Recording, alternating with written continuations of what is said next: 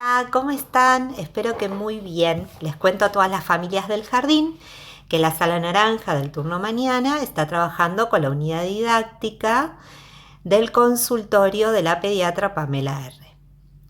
Como vieron en el video anterior, ella nos mostró su consultorio, los elementos que tiene en él, nos contó para qué lo utilizan y nosotros estuvimos preparando una entrevista para hacerle con las familias de la sala.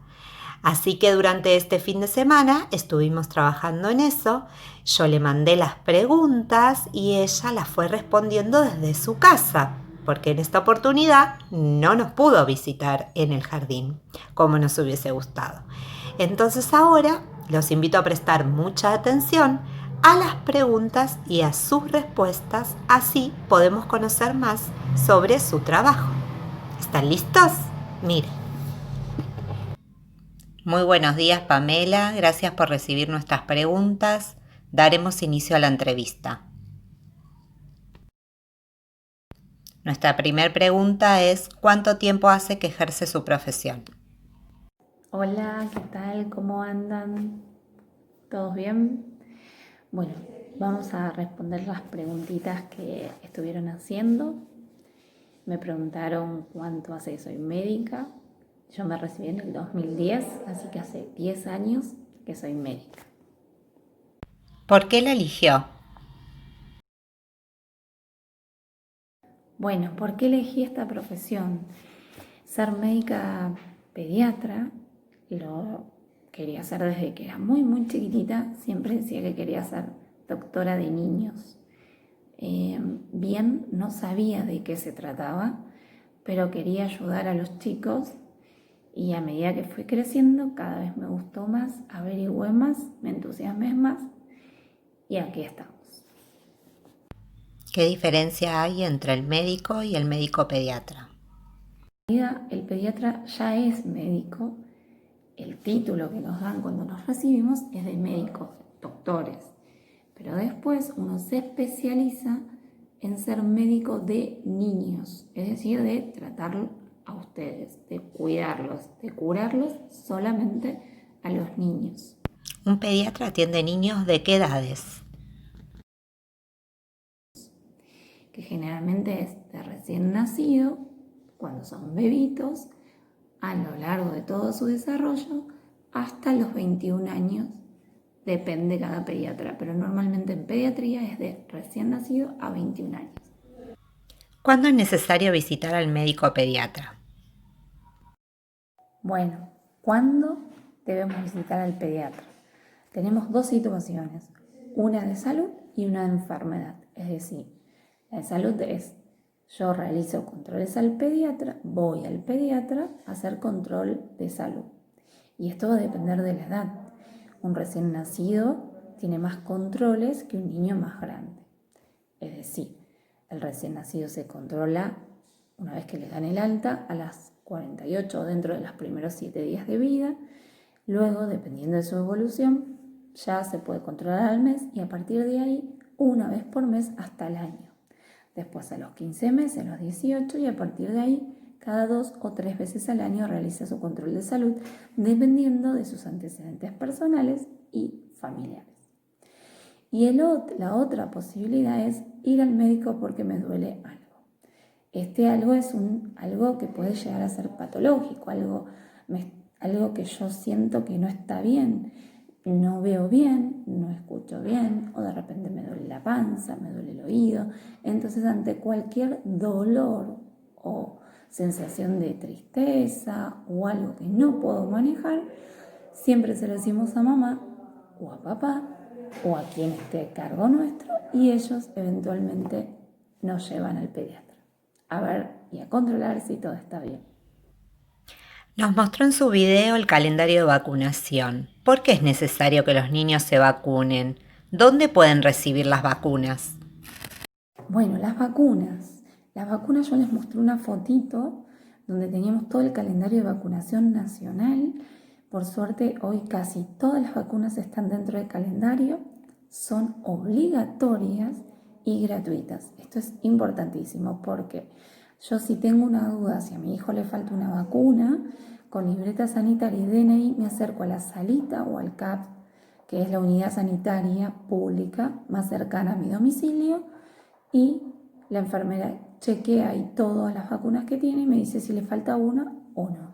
No necesitan orden médica y es una obligación. Todos nos tenemos que cuidar a nuestros hijos, a nuestros pacientes y al de al lado. Y esa manera es estando todos vacunados, porque las vacunas nos protegen contra patologías que son muy, muy graves. Al estar vacunados evitamos correr riesgo a tener esas patologías graves. Así que hay que vacunarse. En la actualidad, debido a la situación social de aislamiento social y preventivo, ¿cambiaron algunos hábitos?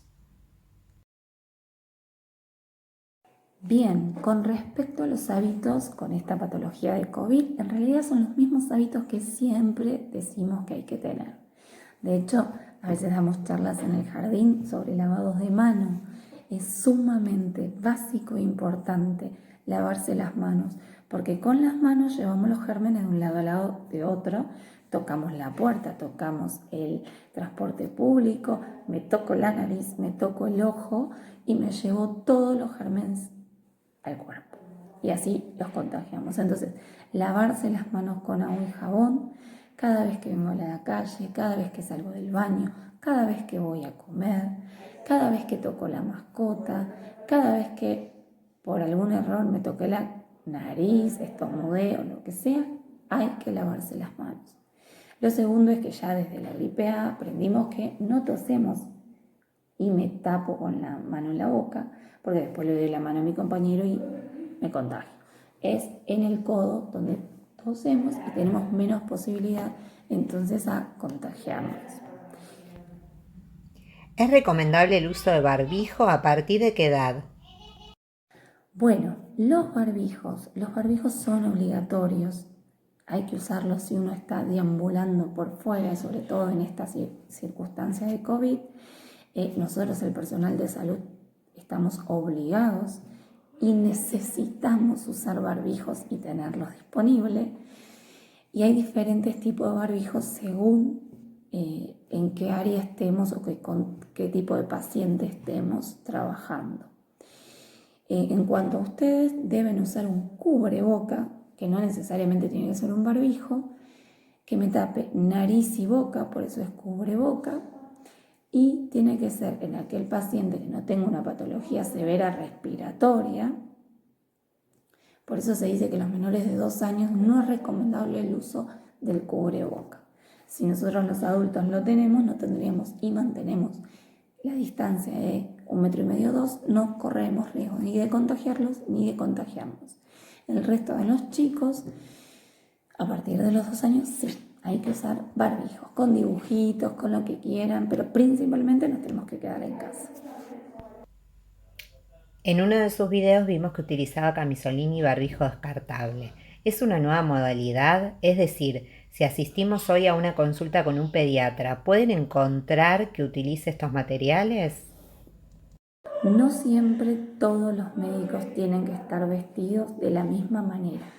Dependerá del tipo de paciente que recibimos, que esto nos avisan en el triage, y depende del área en la cual trabajamos. Es decir, si ustedes van a una guardia pediátrica, es muy probable que el médico que los reciba sí tenga la máscara facial o las antiparras, el barbijo, guantes y un camisolín. Pero de repente, si ustedes tienen un hermanito o van a un control de salud de niño sano, a su pediatra de cabecera, normalmente se hace una serie de preguntas, si el paciente estuvo en contacto con algún caso, si está con fiebre, si descartan todos los ítems para que no entre en casos sospechosos, ni mucho menos. Va a hacerse un control de peso, talla.